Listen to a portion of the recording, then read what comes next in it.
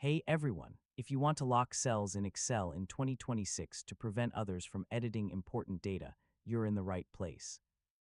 In this guide, I'll show you step by step how to lock cells properly in Excel.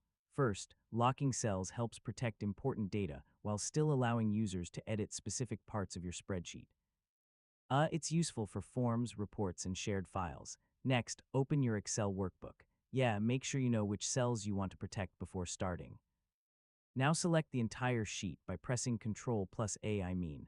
By default, all cells are already locked, but we need to adjust settings. If you want some cells to remain editable, right-click them, choose Format Cells, then go to the Protection tab and uncheck Locked. So these cells will stay editable even after protection is enabled.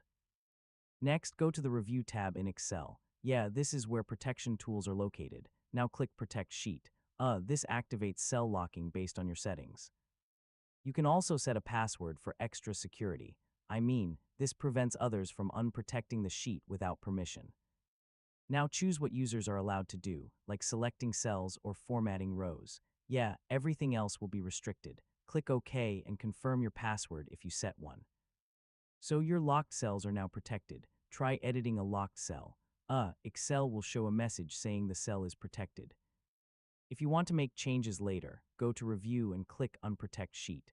Yeah, you'll need the password if one was set, and that's it. You've successfully learned how to lock cells in Excel in 2026. Thanks for watching, and I'll see you in the next tutorial.